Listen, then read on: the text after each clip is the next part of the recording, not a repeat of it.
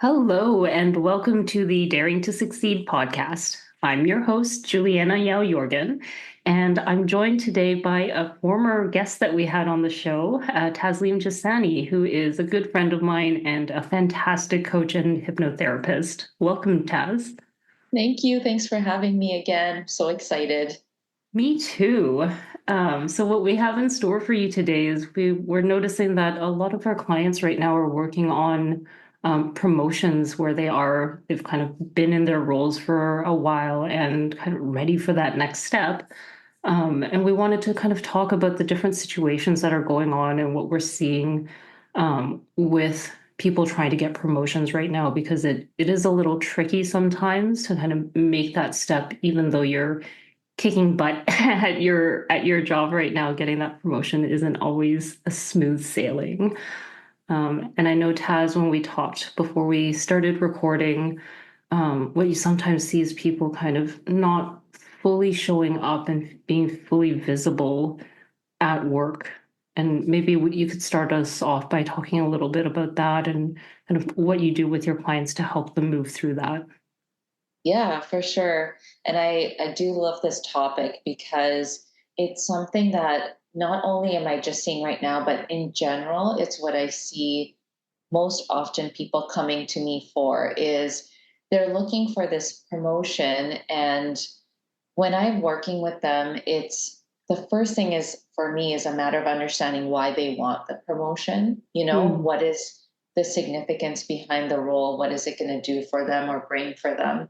Because oftentimes I actually just end up like with them breaking down that they don't know if they actually want the promotion per se, whereas they just want, as you kind of alluded to, is perhaps to be more visible or acknowledged for their contributions and what they're doing. They just want to feel validated that they are an important piece of the puzzle for the organization.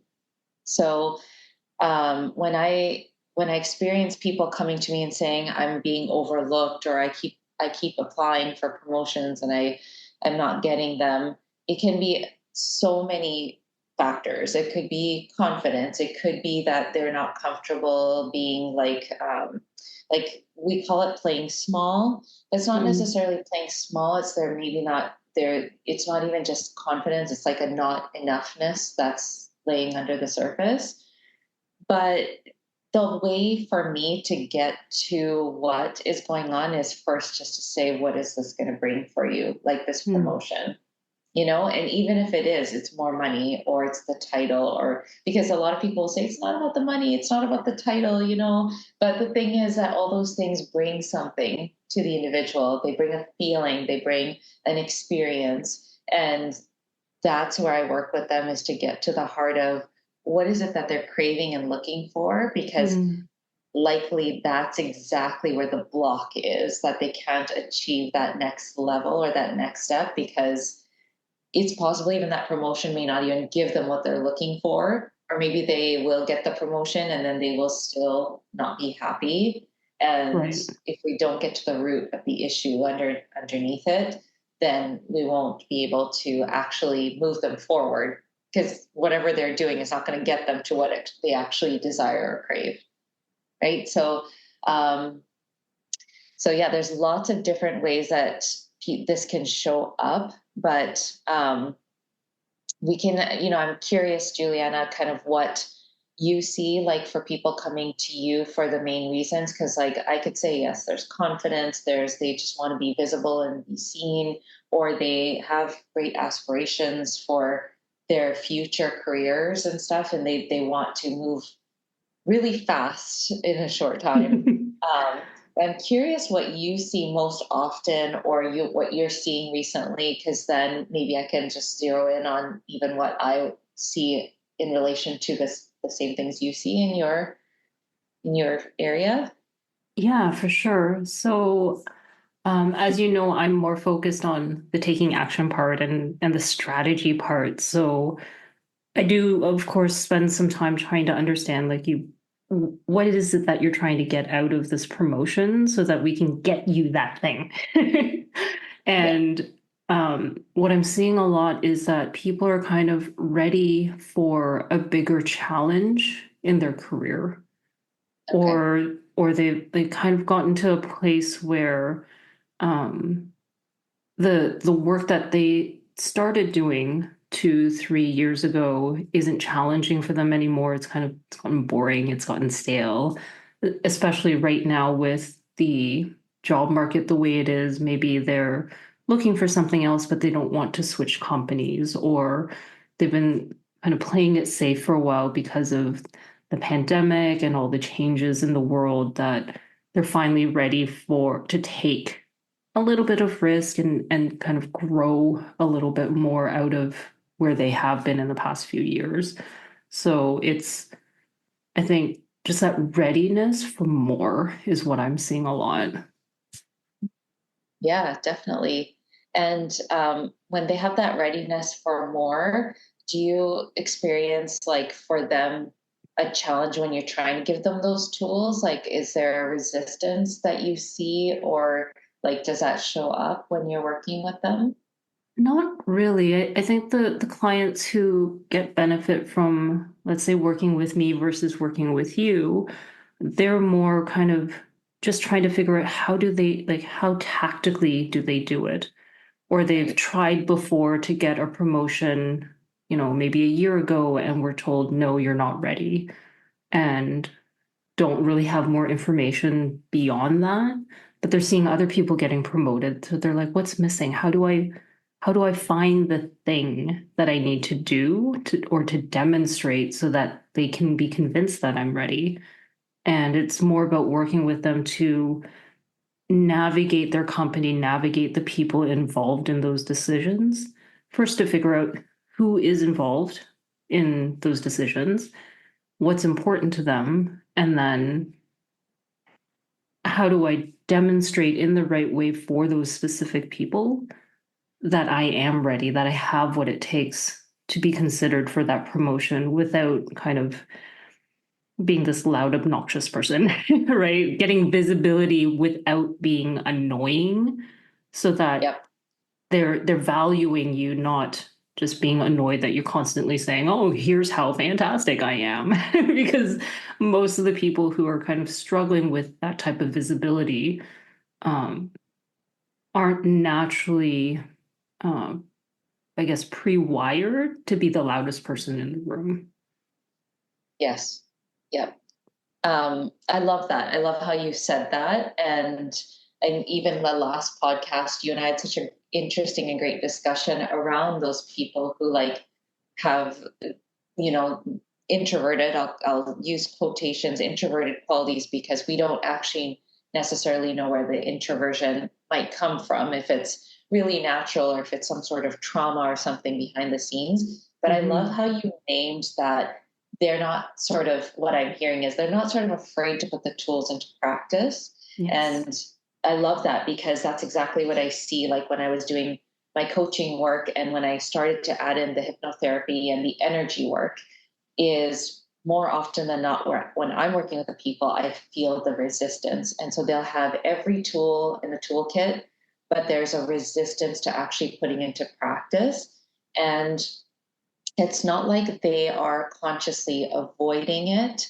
Mm. It's happening on a subconscious level that they can't see it. So I could talk them through any sort of conversation, but the resistance will kick in and it will turn into a situation where, and you named it too, like they'll pour out too much energy into something when they don't need to be.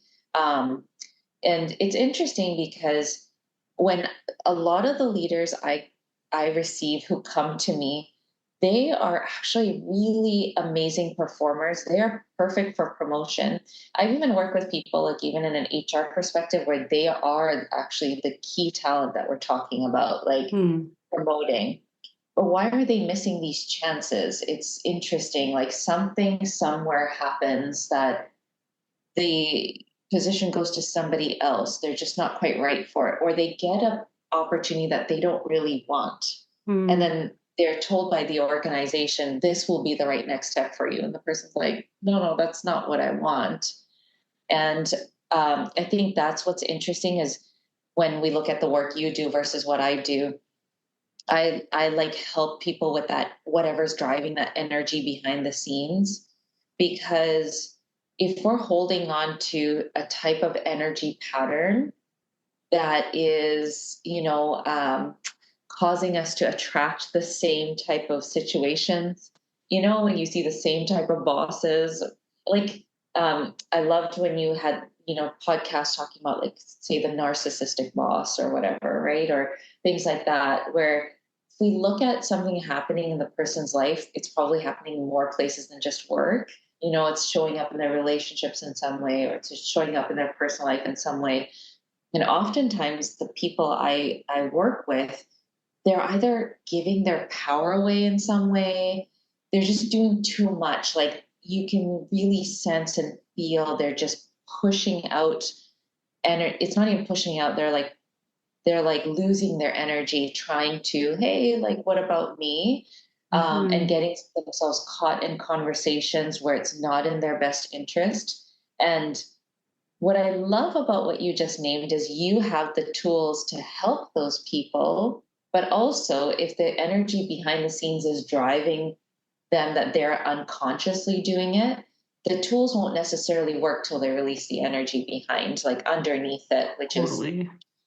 possibly like, and actually many cases I've worked with, there's an underlying trauma, like they've had abuse in their childhood, and it doesn't have to be such a big T. Like, a lot of people say, I didn't have any abuse in my childhood, but it's interesting that they have had some level, some form of, even if it's a lower level abuse, I guess you call it. I don't even know if we can call low abuse lower level, but like, people actually downplay their abuse because they've been told throughout their life it's not a big deal, or they've learned to cope with it, that despite this trauma, they've learned to be so, um, they're just like, they do such a great job, like everything they've learned, all the practices and everything, to be super capable and like high Right. performance and high functioning.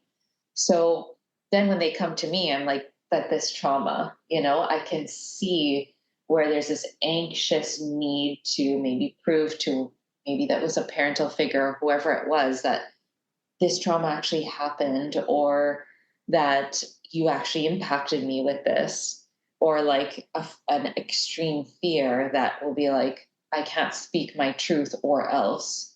And once we really work with that trauma, and then they come to a place where the outpouring, like that extreme, like pushing out of energy, actually stops, because they don't feel like they need to lose all their power to prove their worth or their worthiness, or even prove that something actually happened to them.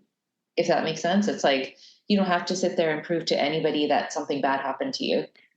And they're doing it on such a subconscious level, because they'll experience injustice in the workplace, and then there'll be an extreme Mm. effort to show, but this bad thing is happening and you guys aren't fixing it, but it's coming from an underlying energy of being maybe in a child position, where it's like, this bad thing happened to me and nobody did anything to help me you Right. know and I find it quite intriguing, interesting, also a little bit sad that, like, we've learned to just, despite all of this, still function and show up in the workplace. And then we're told, like, you need to have a thicker skin, or you need to, like, or why do you work so hard to do this XYZ, and not really understanding that, well, there's something behind the scenes that's happening here, and it's not that person's fault.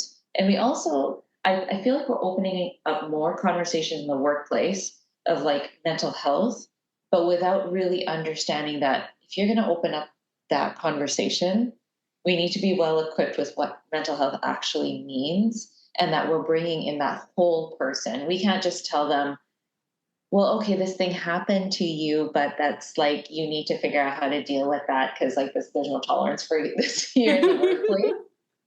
And again, I'm not saying every like, manager needs to know how to handle this. I'm just saying that, like, in a workplace, I think we need to have more resources or understanding, at the very least, that where can we help people have support, so that they can get the resources to help them, because there's nothing wrong with them. They're fully functioning human beings. They have a trauma, and if we can support that, then they can work with, somebody like you who can just effectively, like, here's what you need to do. And they put all those pieces in place. And it's like, it's so, comes together so beautifully. Um, so yeah, just kind of curious, like what you're sort of experiencing while you're hearing me talk, and where you kind of see the intersection between the people you see and I see. Yeah, Yeah.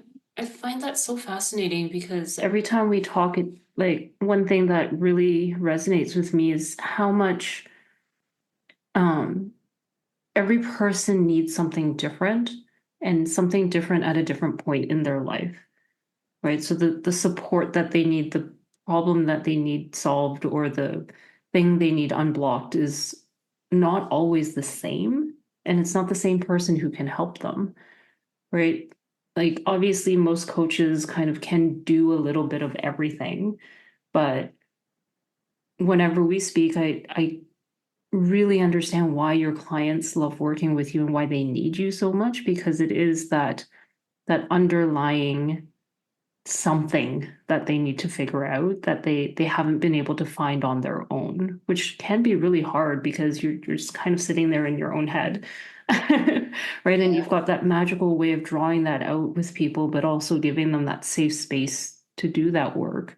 But they have to be ready for it, right? They have to be in that right time in their life, in their mind, in their heart, to be receptive to that kind of coaching and going into the scary places. Even if it's not a big scary place, it's still there. Where with the people that come to me, they've kind of either moved past or have solved for whatever it was that was blocking them before already, or maybe they didn't never had a blocker. They just didn't have access to someone who could help them navigate all the complications of a workplace. Because Yeah. a lot of them, when they come to me, they've already tried so many things, right? They've already tried doing it on their own. They've taken advice that hasn't panned out, and it's they need that person who can see things in a different way and has done it before herself, has done it before with other people who, like, a lot of my clients are not exact copies of me, right? Like they're not, I'm not working with people who are just like me. I've worked with extroverts, I've worked with people in different roles, different industries. But the fundamental thing is always the same, which is trying to almost decipher the workplace for them, right? To Yeah. make it a little less mystical so that they can understand who is making decisions on their career, who Yeah. is driving what's happening at work and why, so that they can finally understand, oh, that's why they told me I need to do that thing. It's not actually what they told me, right? Maybe they said I need to take more initiative and that's how I'll get a promotion. Well, I worked with one client who realized that her boss didn't need her to take initiative. She needed to help her boss do work, and that's what her boss meant as taking initiative, right? So it wasn't proactively solving problems, it's solving her boss's problems. And once she started Right. doing that, her boss was like, "Oh, she's fantastic. She's my best employee." But until she could really understand and kind of read between these weird corporate lines, Yes. it Yeah. was so frustrating and so hard. And then that just kind of made everything easy. Totally. I love your example so much, because it reminds me of even when I was in corporate environment and I'm looking for a promotion, and I felt like I was doing everything possible to get that promotion. And my boss was working remotely. And the interesting thing is we don't realize these things until we have this kind of information like you just talked about, which was, first of all, being remote. It took me a while to really understand they don't see me day in, day out rushing into this meeting or that meeting. I needed advocates on my side who are Mhm. watching me to be able to talk to my boss and say, yeah, she's like doing all this stuff. I needed those advocates. My boss also wasn't in all the meetings I was in. I mean, I was in HR, so I was coaching leaders. And, there were a lot of times where the leaders didn't even realize that they could actually help me by going and talking to my boss about what I've been able to do.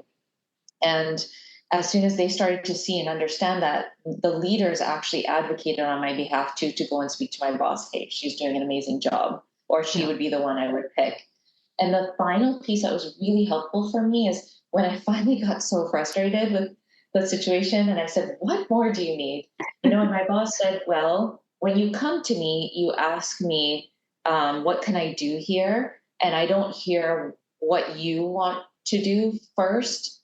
And I thought that was, for me, it was very backwards because I don't go to somebody unless they need help to get across. Like, I'm not going to go through, this is my entire plan of what I did. And now I'm at this place. And what do you think? That's not my style because Yeah. I only ask for help when I need it. But it's exactly what you just said right now. It's like, it was the missing piece I needed. And as soon as I realized this is how I have to set up every conversation I have with my boss, that was it. And within like months, the promotion was there. And I also needed to understand I could push for a promotion all year, but there was one time a year Yep. promotion happened, right?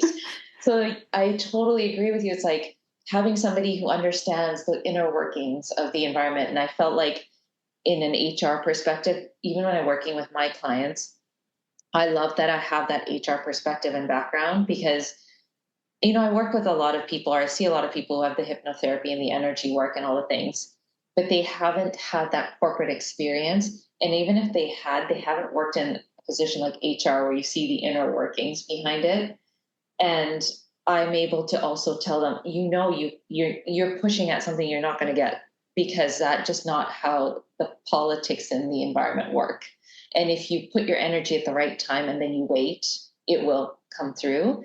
And I hear that same for you, which is you're a leader who understands the inner workings of the environment. Also, like how valuable it is to know what it's like to go from an individual contributor to a manager, or to go from a manager to a director, and those level shifts. So valuable because like you've gone through all the like, I have to change how I show up, or I have to change people's perspective of me. And they knew me as their friend. And now, before I was their colleague, now I'm their manager. Those shifts are also so real, right? Or even like not managing just your own calendar to managing a calendar, like maybe you're leading 8 people. Yeah. It's just, so I can see it where your work is so valuable for people because it's not just about, okay, I got the promotion, but it's like the transition and the showing. Because in organizations, it's so important. You can demonstrate, I understand what that next level jump is. And that's what makes it actually makes sense what you just shared, because if the person can help the boss, it demonstrates you can do that next level job too. Yes. And sometimes where I know in my work, where I work with people is they're doing too much of that. They're helping their boss too much. They're helping their colleagues too much. They're doing everything under the sun. And Mhm. now it's just they've literally given their power away, and Right. everyone's taking advantage of, oh yeah, so and so will show up and do this, no problem, but and won't need a promotion or more money. Right. And so those are the people that end up coming to me being like, I'm doing everything. And it's just, and then I'm like, well, because you're doing too much. So counterintuitive, right? It Because is.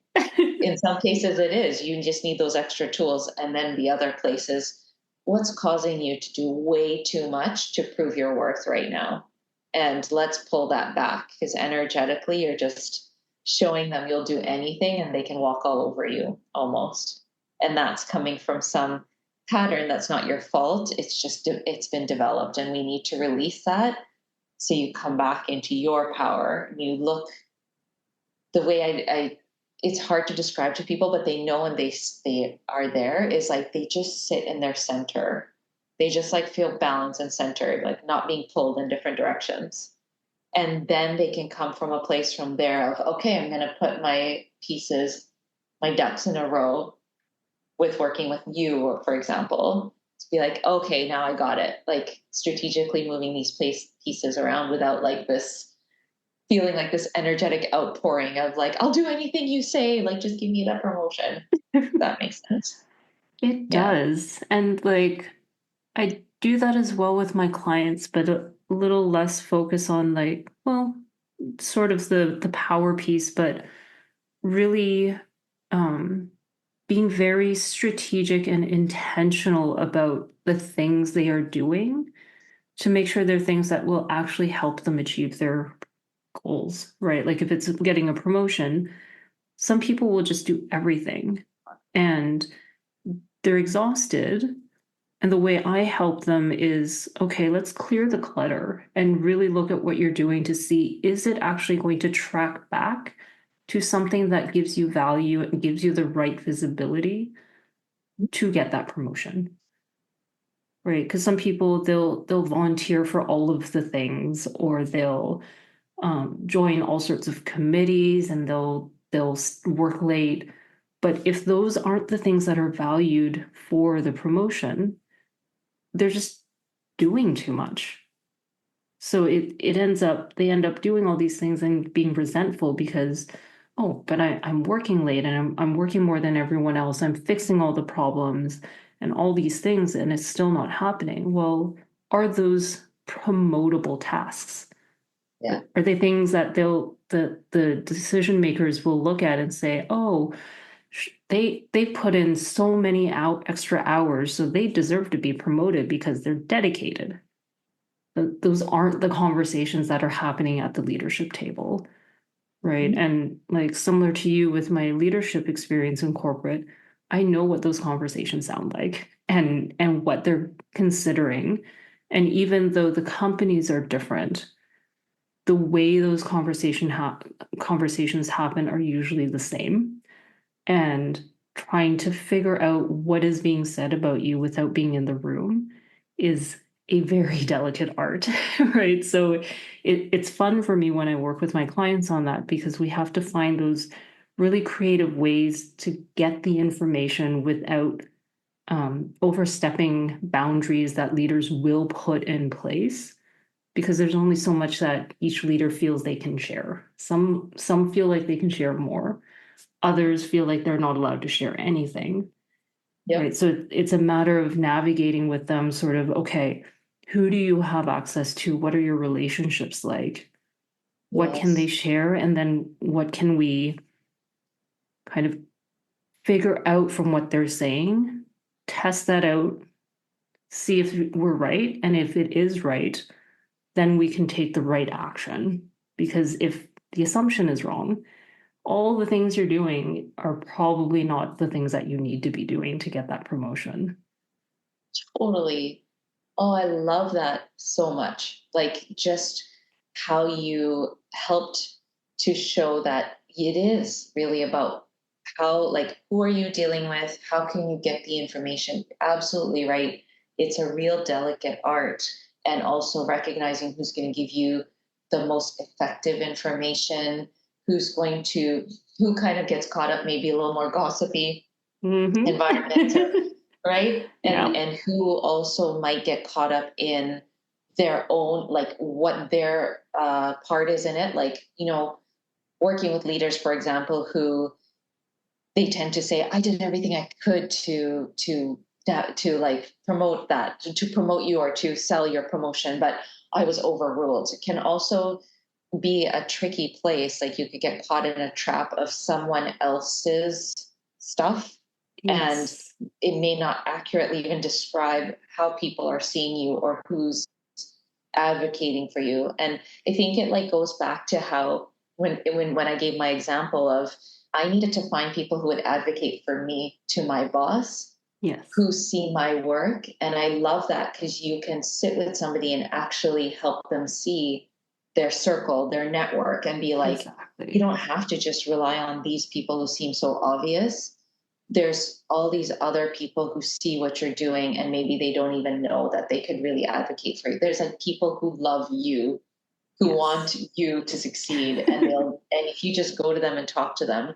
And that's where I think See, again, on an energetic level, like if, first of all, if you're already overwhelmed with what you're doing right now, it's the thing is, if you're working odd hours and trying to prove yourself, unfortunately, the promotion is just going to make it worse. Yeah. And you'll just keep repeating the same patterns again. So that's where I can really see it's really cool, the intersection between what you and I do, because like if you're working with somebody and you've helped them get promotion, now they're back in the same place where they're overworking and overdoing, there's an energetic pattern going on there. You'd probably be Yeah. like, can you talk to Taz, right? And if I'm like, I'm sitting there like, you have done all the energetic work, like you are like I can see them like doing the energetic work, but without me even telling them, I would be like, you need to talk to Juliana because she needs to help you put your pieces ducks in a row Yeah. and help you navigate like who you should talk to. That's what I love about like how you and I even work together, even our conversations, because yeah, if you don't know, like, and it's so funny how we can get so caught up in the world that's just around us. Like, Yeah. oh, here's my team and this is how they are. And we forget those people who are just in that next level, and that like next level of people who are like, oh, that person's an advocate. Like, Yeah. they can really help you. Or maybe you don't start to network with people who are difficult, like having coffees and stuff. I know so many people who'll be like, I don't want to have all these coffees with all these people and stuff. But that again comes back to why, what's Hmm. happening underneath it.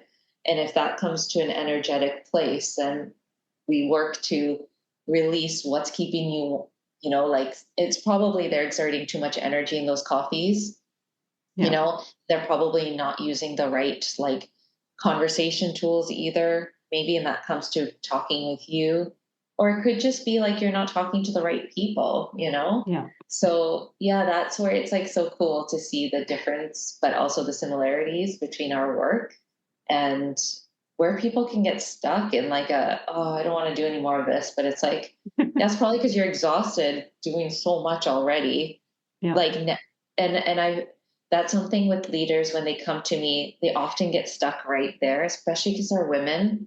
Yeah. They might be moms, or they might be women who carry so much expectation from like childhood or from their families, that you carry a lot of burdens and different things, that they actually are like, if I have to go for this promotion, do I seriously have to do more because I'm exhausted already?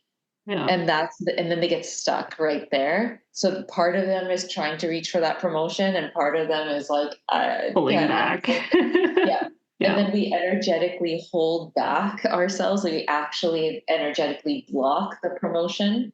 And that's Yes. something people don't see, is it's not your fault. It's just your higher self is protecting you from getting completely railroaded onto the next level, because you're already giving too much right now.